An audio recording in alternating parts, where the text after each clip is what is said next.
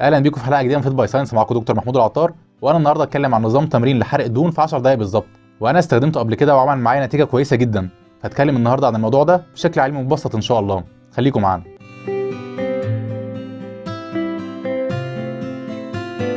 الناس كلها بتدور على طريقه سحريه لحرق الدهون زي الاعشاب اليابانيه والشاي الصيني والشوربه الحارقه وكلام غريب جدا، واغلب الوصفات دي مش بتكون مبنيه على اساس علمي، فالواحد بيجرب الحاجات دي وبتكون النتيجه صفر تقريبا، فبيفتكر ان المشكله في جسمه فيحبط فياكل اكتر فيتخن اكتر. بس انا النهارده اقول لك على نظام تمرين معظم الدراسات والابحاث العلميه اكدت انه من اسرع الطرق لحرق الدهون في وقت قليل جدا، والنظام ده هو ال HIIT او الهاي انتنسيتي انترفال تريننج. النظام ده عباره عن انك بتعمل اي تمرين زي الجامب او نط الحبل او الجري بشده وسرعه كبيره على فترات متقطعه. يعني مثلا بتعمل جامب بالحبل سرعه كبيره لمده 30 ثانيه، وبعد كده بتعمل جامب بالراحه خالص لمده 30 ثانيه، كده يبقى انت خلصت مجموعه في دقيقه واحده.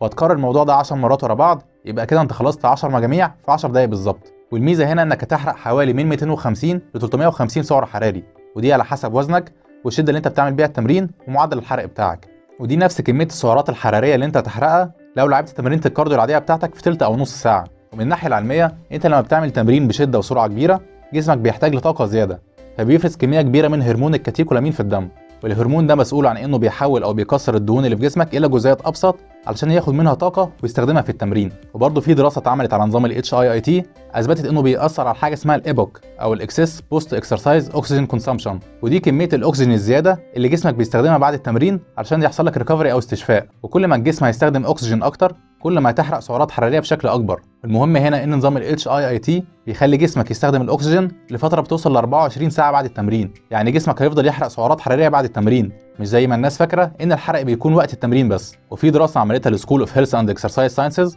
على 44 شخص اثبتت ان اكبر نسبه من الناس المشتركه في الدراسه فضلوا نظام ال HIIT عن نظام التمرين العادي، وبالتالي انت كل ما هتحب نظام تمرين كل ما هتفضل تعمله وتستمر عليه.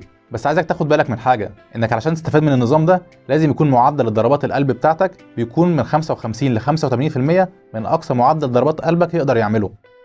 بس انت هتقول لي مثلا مش معايا سمارت ووتش مش هقدر احسب معدل ضربات قلبي، فعلشان تعرف انك وصلت للمرحله دي هتلاقي نفسك مش قادر تتكلم او تقول جمله كامله، علشان انت بتبقى بتتنفس بشكل اكبر وبتدخل اكسجين بكميه كبيره لجسمك. في نقطه تانية عايزك تاخد بالك منها، انك لما بتعمل اي نوع من التمرين لفتره كبيره شهر او شهرين مثلا جسمك هيتعود على التمرين ده ومش هتستفاد بعد كده. فانا دلوقتي هقول لك على 4 حاجات تعملهم علشان تكسر الروتين بتاع التمرين وتقدر تستفاد منه بعد كده.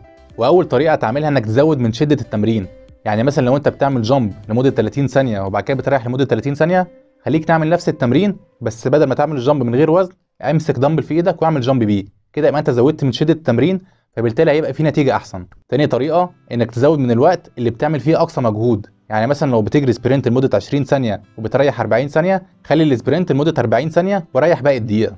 تالت طريقه انك تزود من وقت التمرين، يعني بدل ما تتمرن 10 دقائق اتمرن ربع ساعه. واخر حاجه انك تزود من الايام اللي هتلعب فيها، يعني بدل ما بتلعب مرتين في الاسبوع خليهم 3 ايام او 4 ايام. كده احنا عرفنا ان نظام ال HIIT من احسن النظم اللي ممكن تمشي عليها لو انت عايز تقلل من وزنك.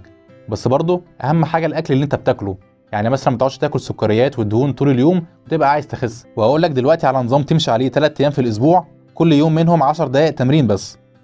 اول يوم هيبقى السبت تجري فيه سبرنت لمده 20 ثانيه وبعدين تجري بالراحه خالص او تتمشى لمده 40 ثانيه، وتكرر الموضوع 10 مرات ورا بعض.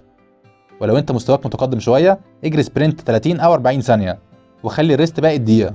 يوم الاثنين هتعمل جامب بالحبل باقصى سرعه عندك لمده 20 ثانيه وبعدين هتعمل جامب خفيف خالص لمده 40 ثانيه. يوم الاربعاء هتتمرن على العجله بسرعه كبيره لمده 30 ثانيه وبعد كده هتقلل السرعه خالص لمده 30 ثانيه، وبرضه هتكرر الموضوع 10 مرات ورا بعض.